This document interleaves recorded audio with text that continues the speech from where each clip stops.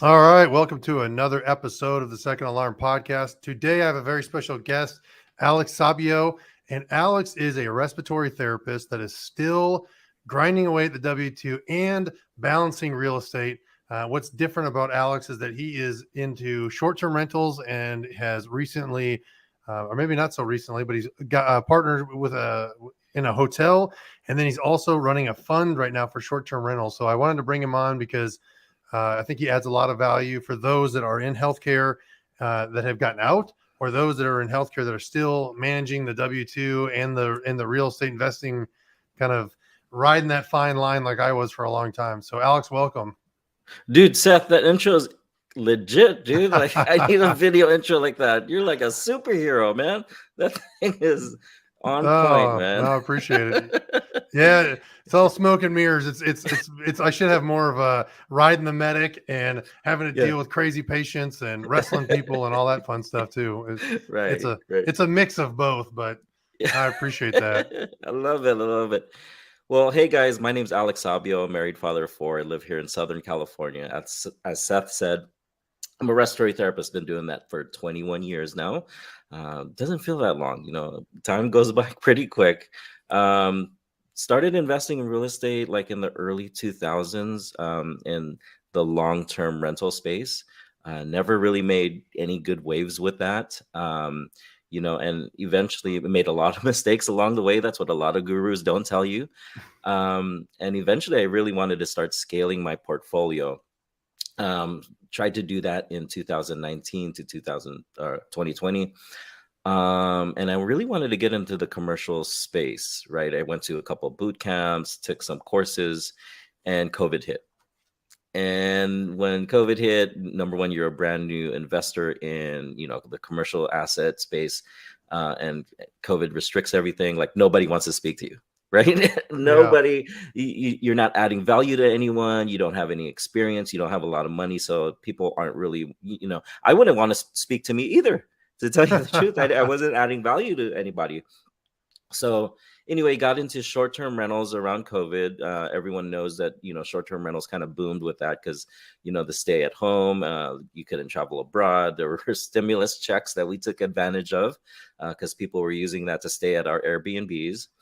So we grew our Airbnb portfolio, loved it. We have 6 Airbnbs, and now we have a hotel in Northwest Arkansas and looking to acquire more. Yeah, and so then these are not like they're more luxury Airbnbs too, correct? It's not just like maybe like a random house you'd find in Columbus, Ohio. I mean, these are pretty nice. But are they in like what part of California are they in, or are they all in California? So I live in Southern California, and my short-term rentals, I have 3 of them in the Smoky Mountains of Tennessee. Oh, nice. And then I have 3 in Gulf Shores, Alabama. And luxury Oh. is pretty subjective, to tell you the truth. When I look at it, to me, it's luxury. I don't even like my kitchens are so much nicer at my Airbnbs, and it's crazy how you think of things now. When I see like nice furniture or nice things that'll go in a house, I never think, oh, that should be in my house. I always think, man, this will look really nice in my Airbnb, right? Yeah. And so luxury is very subjective, but you're talking like $600,000 to $800,000 in purchase price. That's my wheelhouse when I purchase short-term rentals. Gotcha. So one, Gulf Shores, I'm Gulf Shores all day long because I lived in when I moved, I lived in Florida for about 9 years, and I lived in Pensacola for about 4 of those years. So I'm very familiar with Gulf Shores and Perdido Key and that whole area over there. So beautiful area. I was just actually down. I was down off of 30A, which is more towards like between Destin and Panama City. I was down there Really nice. like a week and a half ago with my wife. We're looking at buying something down there for the same to eventually live down there, but to Airbnb it. And I have no Airbnb experience. But what I do know, and talking to people, and you kind of hinted on it, which I think is interesting, is that like nowadays, and correct me if I'm wrong, but you're mainly providing an experience that they can't find it. Like if I'm looking, I mean, at least for me, even if I'm looking at Airbnb and I'm like, hey, where do we want to stay? Like we're always looking for that place that looks super clean, that looks very nice. Like you said, looks very luxurious, or we're renting that one because of it's provides an experience versus maybe one that looks like my house. Yes, You know, something or comes right.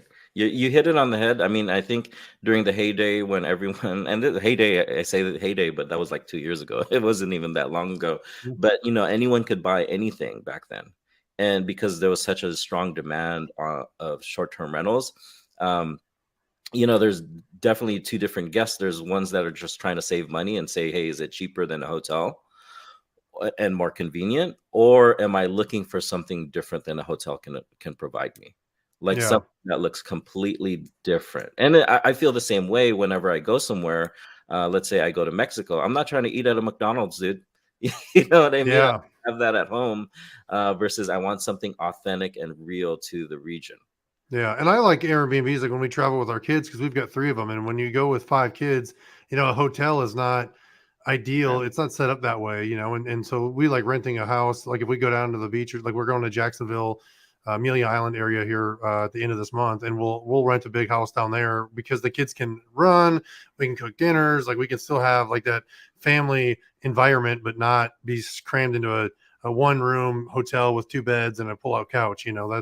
That's the alternative. So yeah, we really enjoy doing Airbnb. So uh, I wanted to talk about, like, for me, being somebody that was in the healthcare industry and in the fire service and has left, how are you managing um, that kind of, like I said, I mean, in full transparency, it was tough for me to manage that when I was in it, because you're doing your job and you're concentrated there, but yet in the back of your mind, you've always got other things going on, or you're and maybe you're not, right. If you're buying out of state, so you probably have a management company that's managing those, so they're probably fairly hands off for you. But how are you doing that, and what does that look like for you? How you're trying to grow your portfolio and grow your investment strategy, but also maintain that W-2?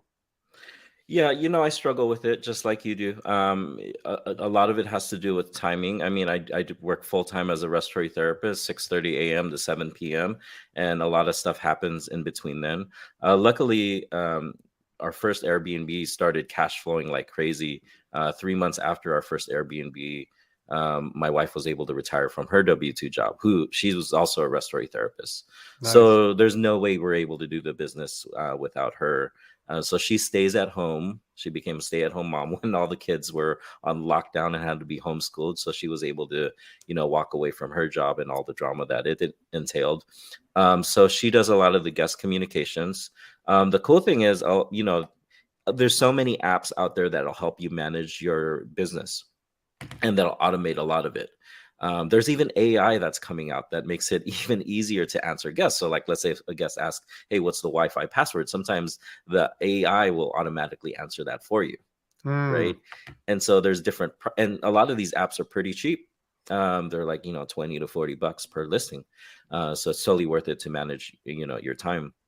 There's different dynamic pricing tools that will adjust your pricing up and down. But the thing is, whenever I'm setting up my short-term rental, I am obsessed with looking at the property and saying, what can I do to get to the point where the guest isn't going to mess this up? Because guests are going to mess things yeah, up. I'm going to yeah, let you know yeah, right now.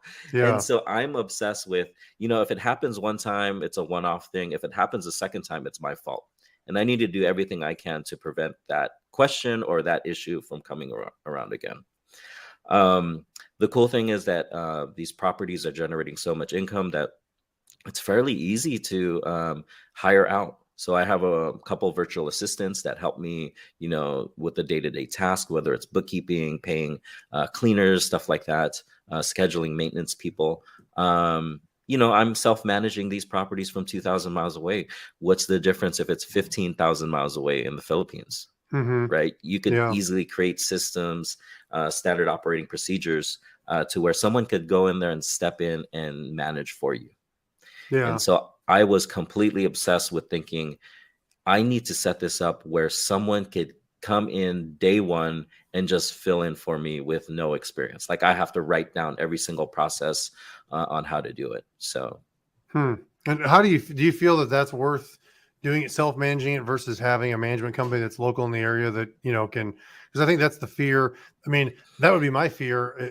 It's funny I say that because we have a management company, we manage hundreds of apartments. Like, is like, oh, that's easy for me, or we get that figured out. But like this, like buying my first beach rental, like that is one thing that my wife and I've talked about, is like, how do you even manage this thing if you don't want to pay a management company. So it's interesting to me that Yeah. you've got 6. Like, do you feel that self-managing is worth it, the savings that you're getting, or Yeah. do you think that is there times where you're like, man, it'd just be easier to let another company do it? Uh, okay, so property management companies for short-term rentals, typically on the low end 20%, on the high end 40%. And the 20% ones, they nickel and dime you to death to the point where you're going to be probably paying 30 to 40%. Wow. And, there's just not enough income for them to really um, like scale that out and be effective. And so the ones that charge less, you get what you pay for, and they're not going to be the best management companies. And there definitely are. I don't mean to talk crap about some of them, but Mm-hmm. a lot of property management companies, they don't do a good job. I mean, there's just too many. Like, let's say a property management company is managing 200 rentals. But what happens if you have 150 checkouts that Sunday and they only have like 10 cleaning crews? And so Mm-hmm. what they do is they say, hey, you got like 15 minutes to clean everything, get at it, you know? And so self-managing actually wound up being a lot easier than expected. The cool thing is you wind up putting on your CEO hat, because there's no way, especially being out of state, that I was going to go out there and clean the properties myself, Mm-hmm. right? And so Mm-hmm. eventually for your growth, and you know this, Seth, like eventually you're going to have to put tasks and delegate them to other people. And so really, just as long as you have a really strong cleaner, your cleaner is 80% of it. If you have a cleaner, she's going to tell you, or he's going to tell you exactly what's wrong with it every single time. And 9 times out of 10, they clean it and there's nothing wrong. You know what I mean? But Mm-hmm. 1 time out of 10, they'll be like, hey, the guest broke this, or you probably need to send me more plates because, these ones look a little raggedy, or hey, we're changing sheets because the guest kind of ruined this. But yeah, 9 times out of 10, it runs real smooth. Not trying to make it sound like it's completely passive, because if anyone's running an Airbnb business and they're saying that they could do it completely passive, we'll Mm-hmm. let you know they're lying. I mean, it's a business, because you're Yeah. definitely going to get the awkward plumbing question, like, hey, the plumbing is backing up at 3 in the morning or something like that. Or the one thing that happens to me is the smoke detectors, like about once a year, for some reason they just Oh start yeah. beeping like 2 in the Yeah. morning. And so you'll definitely have that awkward conversation, but it's not as bad as people think. I mean, it winds up being, hey, I just got to text my handyman to go over there.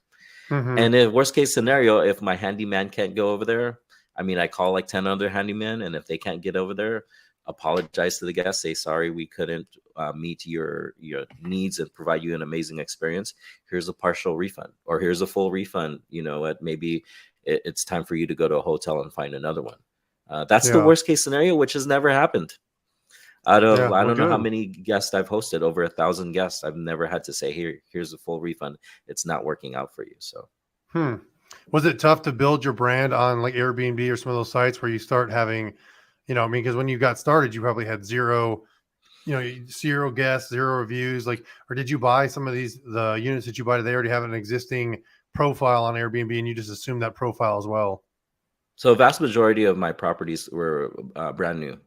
Okay. So 0 reviews, right? And so initially, when you list on Airbnb or VRBO, they give you a 20% discount and a little bit of a bump. So that's my strategy. Initially, I start a little bit low on the pricing and get some good reviews, and then I start to slowly ramp it up. Eventually, here's the thing: like, if you're a good host, it's going to show. And sometimes you'll have guests that'll give you a bad review, but for the most part, I think most guests are trying to give you a 5-star review. It's almost Mm-hmm. like going to a restaurant, and you're so worried as a waiter, it's your first table, but most people are going to try to tip a waiter like 15%, unless you're just an awful waiter or something like that. Yeah. And you would have to be an awful Airbnb host to start getting those bad reviews. Like, you're talking cleanliness, safety issues, and stuff like that. So, but Gotcha. yeah, it's pretty. I think we all worry about that, to build up the reviews, but the reviews come in naturally, especially when you're a brand new host.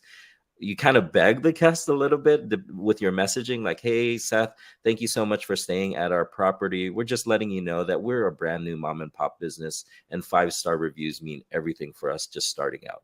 Would you Mm-hmm. kindly leave us a 5-star review? It'd mean the world to us. Yeah. People respond to that. So That's awesome.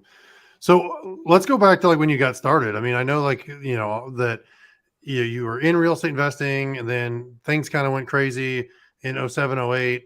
I know you were impacted by that, and then you kind of had to rebuild everything. So like, what did that look like? Like, let's go back to like the early time, because I think that's something that people are afraid of. I know, a lot of people can have analysis paralysis, or they're always afraid that those things can happen or will happen, but like you lived through it. So how did that work for you? Like, how did you get into real estate? How did that, what were you doing during the oh 07, oh 08 kind of oh 09 crash? How did Yeah. how did you work through those things? Like, what did that time period look like for you investing?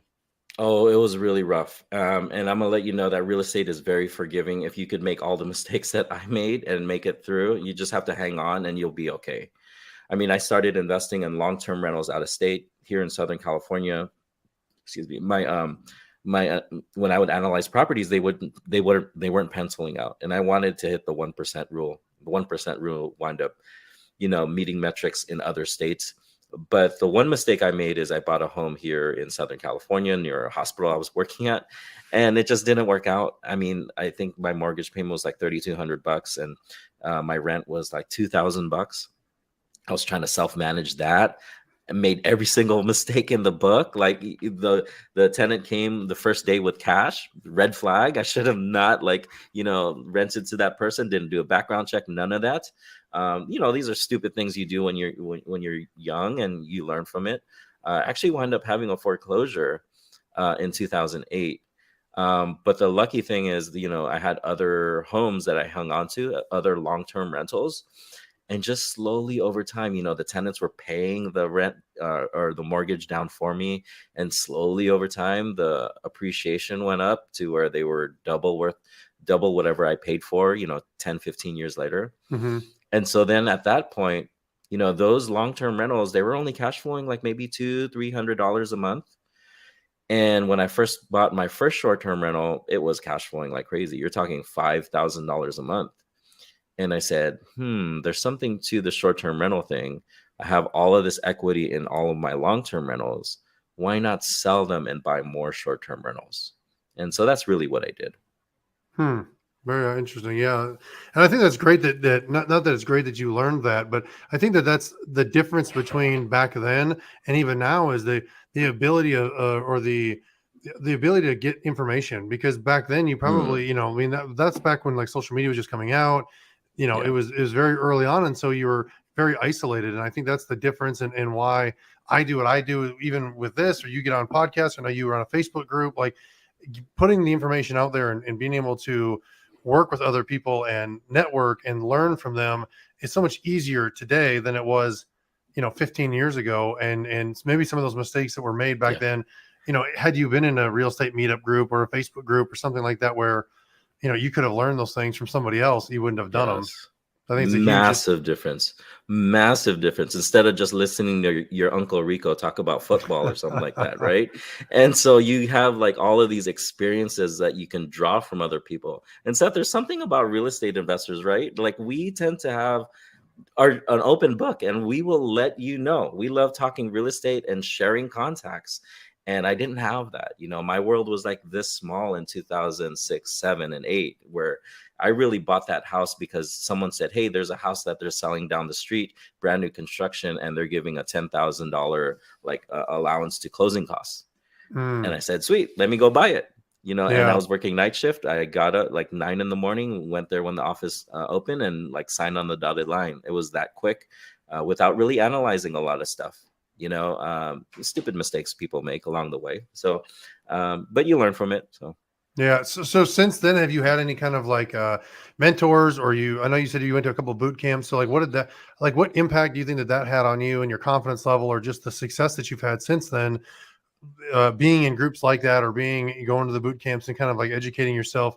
Do you feel like that really empowered you then to scale the way that you have? Because I know we've talked about the 6 short-term rentals you have, but I want to get into the hotel that you're into now and the fun that you're creating. Like, I mean, those are pretty big steps, and I love it. But do you think that some of that knowledge and confidence came from being in these different groups and attending these boot camps? Yeah, networking is your biggest ROI. And a lot of times going to network meetings or creating a Facebook group like I did costs like little to zero money, right? And one thing about me is I'm really shy. I'm an introvert. And the thing is, it was really difficult to just get out there and just start meeting people. But the more you do it, the more comfortable you get. And the more you talk about it, the more comfortable you get again. And so like right now I have the same spiel that I give every single time. So then it just comes out naturally now. And the more people you talk, it's a numbers game. Eventually you're just going to click with someone like, oh, I really want to work with you. Because Mm-hmm. now I've met hundreds of people and it's like, oh, you're doing something big. I really want to connect with you. Yeah. So just getting out there, eventually, look, if you told me I'd be investing in short-term rentals in Tennessee, Eastern Tennessee, or the beaches in Alabama 3-4 years ago, I'd tell you you're nuts. And then I'd tell you, where are those places? Like, I don't Yeah. even know Right. where any of those places are, right? But the thing is, you got to get out there and just have an open mind and see what other people are doing, right? Yeah. Because you might just have this small thing where you're like, oh, I'm making good money here, but then you start hearing about people doing other things and you're like, oh, maybe that's something I want to do. So Yeah, no, I can't agree more. I mean, I think that, I mean, I pay to be in some rooms. I have people pay to be in rooms that I'm hosting. I mean, it's, I think educating yourself and getting in those right rooms is paramount to your growth and execution, successful execution of whatever your plan is. And that's definitely changed my life. The strategic partnerships that I've created through networking, I mean, all of that stuff has just added to the growth that has allowed us to do what we're doing, so that's great to hear. And so let's talk about the hotel, man. Like, so you're in, we talked about before, Bentonville, Arkansas. yes. I've got family there. So I like that area. I mean, it's like the Walmart capital of the world, Yeah. because they're all of their executive offices and basically their headquarters is there. But what did that deal look like? What made you get into jumping from Airbnb to kind of hotel? I mean, it's similar, but not similar. Like what Yeah. did that look like? Jumping from Airbnb hotel was my monopoly, right? We always wanted to trade up and get and do bigger things. And actually, before I started doing Airbnb, I was trying to get into the commercial space, and that gave me a really good, strong background, underwriting deals, learning about cost segregation, learning how to raise money, uh, just opening my world up to the commercial asset on how you could boost NOI and just add value to a property, right? And so I love the Airbnb thing, but at a certain point, when you sell your Airbnb, it's worth whatever the comparable sales are, right? Mm-hmm. Whatever everything else is, no matter how much money it's making. I mean, maybe an investor will come in and overpay a little bit more. But the thing is, I really wanted to trade up and to get into commercial assets. And so that was coming from networking. I was just meeting other investors and they wanted to do the same thing. I found a couple other investors who were buying small hotels, and I said, hmm, maybe that's something I want to get into. So I joined a hotel mastermind, and got our first hotel a year later. So the hotel was really uncomfortable. They actually live in Bentonville, so that made it more comfortable for me. Mm-hmm. We got the hotel. It's a 76 unit hotel that was built in 2008. Pretty good condition, but the owners, they didn't, hospitality is a different breed, and Yeah. it wasn't for them. And so they just auctioned it off, and we Mm. got it for $3.6 million.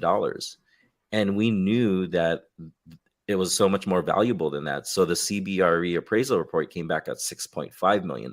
Nice. So this is a $3 million equity bump day one from a cash flowing asset that needs very little work. Yeah. So to me, it was a no brainer to get that hotel. Yeah. Oh yeah. That's absolutely, I mean, that's a killer deal, man. That's great. And Right. that's and I've always been interested in like hotels. How are you, again, I'm assuming that one is you, like you said, you're, maybe you got some on the ground partners, but are they running it? Did you guys bring in a management company that runs the kind of like the hotel, like that's what they do? And so they run it for you, or how is that? Like, what's the operations look like of it now that you own it? Yeah, so when you get into partnerships, know your strengths. And running a hotel, I have zero strength in that. You know what I mean? That's not my Yeah. wheelhouse at all. And so I partnered with someone who was a tech geek. I mean, he could talk about tech stuff like for hours, and I'm like, and I'll go, So he's very good at managing people, and he brought very little to the table as far as money, but he's a valuable piece in the team because he runs the day-to-day operations. Hmm. Eventually what we're going to do is stabilize that and hire people up, Hmm. but right now we're putting our systems in place. Gotcha. So yeah, that's running the hotel. Everyone in our fund has a different role, kind of organically. Like everyone's like, oh well, I Mm-hmm. need to be doing something. What can I do to help benefit the team? So Yeah, no, it's great. And I agree with you. That's how we've, our company has grown is because everybody kind of understands what their role and their strength is. And we just kind of stay in our lane. And there's times where we cross over into each other's lanes and we're, like, get back over there, get out of yeah. here, because it messes things up when you start dabbling in too much. But when you Right. stay focused and, like you said, understand your strengths, that I think you can capitalize on those. It's really important. Right. So what's the fund look like now? So you guys, you did that, you doing the Airbnbs, you partner with some folks on the hotel. And then what made you create the fund? What does that look like? What is the fund buying? Like, walk me through all Yeah. that stuff. So the fund was created because we knew there was going to be a lot of commercial assets coming into play in this year, next year, and the year after. We knew that, especially with rising interest rates, that there's going to be a lot of hotels or even multifamilies. They're going to be in trouble to where they're going to have to sell their assets. We wanted to go in there and kind of bully our way in and have money versus trying to like slowly raise money. So we said, hey, what if we had 10 million bucks in our bank account and we could just go in there and just say, hey, we're going to get it at a killer deal. Mm-hmm. So, which is what happened with acquiring the first hotel. We had, significant money and we can go in there and put money down that most people couldn't do. So the fund is going to buy hotels and short-term rentals, and we're raising $10 million and we're going to buy, all these cash flowing assets. We're closing on a small 9-unit here at the end of this month in the heart of Bentonville, right next to the brand new Walmart headquarters. And then we're analyzing a couple more hotel deals that we're putting offers in here soon. I can't give those out yet, but it just gets bigger and bigger. And we have the proof of concept where we bought something at a deep discount, and we're looking to just repeat that process over and over again. Yeah, that's awesome. How are you guys underwriting the hotels? Like, I mean, I know it's different but similar than apartments. So I'm curious to know, like, how, Yeah. like, do you guys have somebody on your team that focuses on underwriting and the financial side of things? And they just, like, I know the way for like Tim and I kind of find the deals, or the deals come through brokers to me. And then I say it back of the napkin, the thing, but we have a kind of a, Mm-hmm. I don't know, a 30-minute underwriting session that I do that I'm like, yep, this passes the initial testing. And then I send it to him and he kind of deep dives into it. Do you guys have something set up like that? And what are some of the parameters that you look for when you're underwriting a deal? Yeah, know your strengths. So like, that's not my strength. One person on my team, she's very strong at it. And so, I mean, we have all the reports and stuff like that we invested into getting and just talking and networking with different other investors that are in the hotel space. So yeah, we do. For me, I could easily do the back of the napkin thing, and I Mm-hmm. could easily see when a deal is obvious. But when we get into the weeds, we meet up at least once a week on Wednesdays, and we'll say, hey, this deal looks good, this deal doesn't. Not only that, it's not all about numbers for us, it's about work, because the fund, we're going to be acquiring so many deals, right? Mm-hmm. And so we're like, well, how much work is this going to be, and will it restrict our growth? Because there was one deal we found. It was a 25 cabin community in Canyon Lake, Texas, and I think it was only $2 million, but the amount of work that we were going to have to put into it would have restricted our growth. It was going to cash flow like crazy, but it was more like it was going to make money as a wedding venue, and wedding venues just isn't our thing. Yeah. And so we want it to be easy also, to where we can grow and buy more of these hotels and short-term rentals. Oh, gotcha. Yeah, very cool. So, so let me, I'm going to put on the bottom here for anybody that's watching this, so that you can see that if you want to go learn more about Alex's fund, you can go to thewelcomefund.com and check it out there. It's at the bottom of the screen. If you're watching, if you're listening, thewelcomefund.com, and check it out. Now, I'm assuming you guys are you guys taking accredited investors only? How are you guys have that Yes. structured to be just accredited only? Yeah, 506C accredited investors. Yes. Yeah. So if you're accredited and you're listening and you're looking to place your money into a fund that's buying hotels or short-term rentals, definitely get a hold of Alex through that website.